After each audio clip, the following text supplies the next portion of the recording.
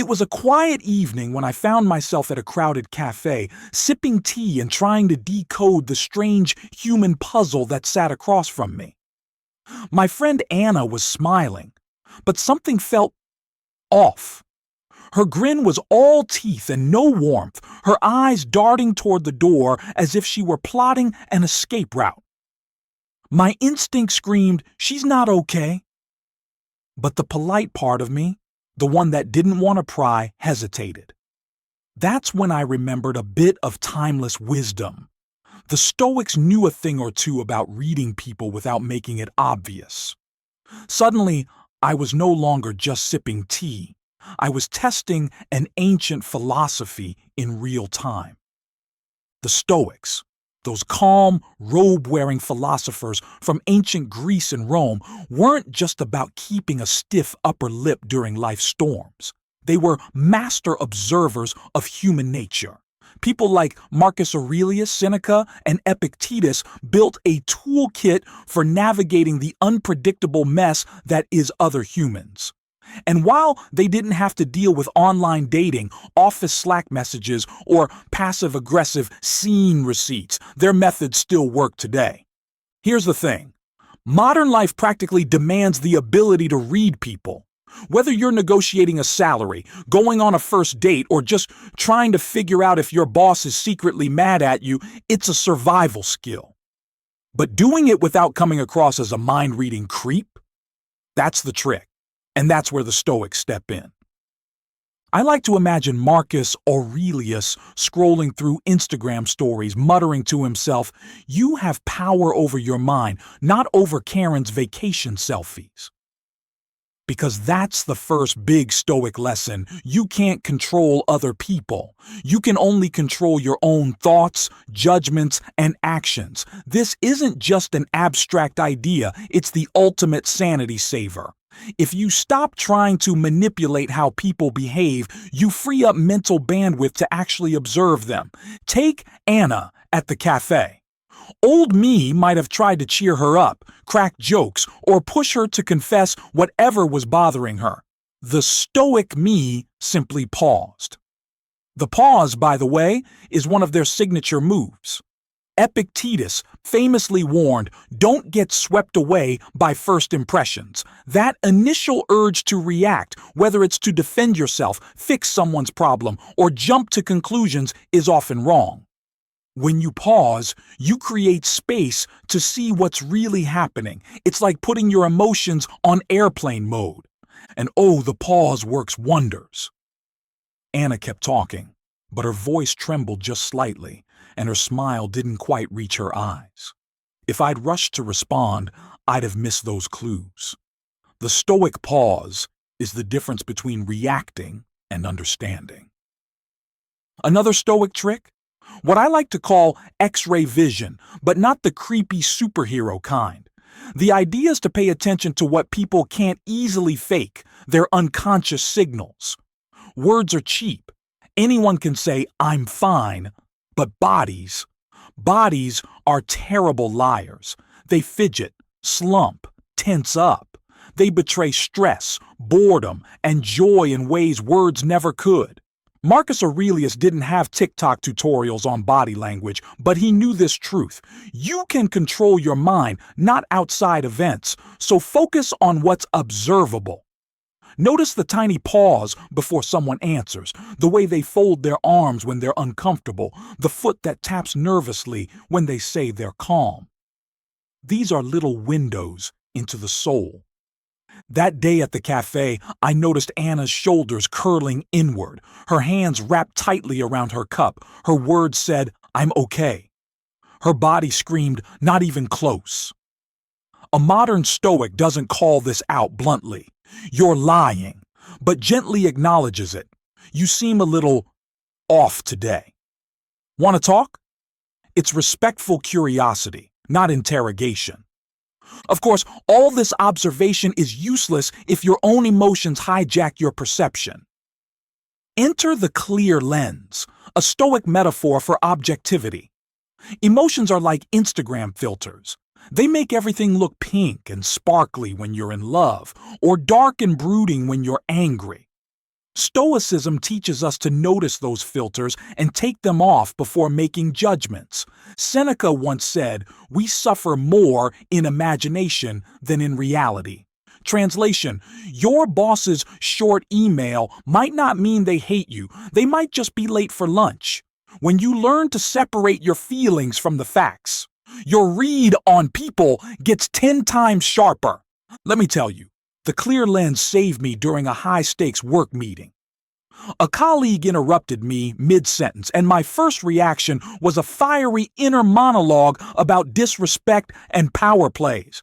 But stoic me paused and asked, what else could this mean? Maybe they were stressed. Maybe they misunderstood.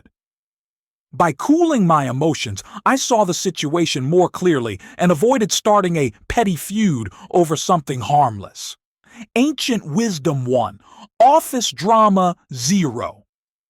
Stoicism also offers a refreshing reminder. Observing people isn't about control or manipulation, it's about empathy. And not the overbearing kind that makes people feel like lab rats under a microscope. Stoic empathy is subtle and respectful. It's knowing when to be present without prying, when to offer comfort without smothering. If you sense someone's upset but they're not ready to open up, the stoic move isn't to interrogate. It might be as simple as a supportive smile, a quiet, "I'm here if you need me," or giving them space while staying available. Empathy, yes, but without turning someone's feelings into your personal guessing game. This kind of quiet understanding builds trust. People feel seen without feeling exposed. It's emotional intelligence blended with stoic calm, and it makes relationships, romantic, professional, or casual, deeper and safer. One of the most beautiful things about the Stoic approach is how practical it is in daily life. You don't need a philosophy degree to use it. You just start small. In everyday conversations, practice listening more than you talk. Epictetus joked that we have 2 ears and 1 mouth for a reason. Next time a friend's telling a story, don't just wait for your turn to speak. Watch how their body moves. Hear the shifts in tone and notice the feelings behind their words. People will feel respected and understood, and you'll get insight into what's really going on. Silence is another underrated superpower. In a noisy world where everyone rushes to give advice, simply staying quiet can be magical. Think about the last time someone truly listened to you. No interruptions, no quick fixes, just presence. It feels safe. That's what Stoics do. Create space for others to share or not share at their own pace. Then there's the workplace. Reading a room subtly can be a game changer. You'll spot when a meeting's mood shifts, when a client isn't convinced, or when a colleague's under pressure even though they're smiling. It's like having an emotional radar that helps you avoid conflicts and make better decisions. Suddenly, you're the person everyone trusts, because you just get it. At home, these skills build stronger bonds.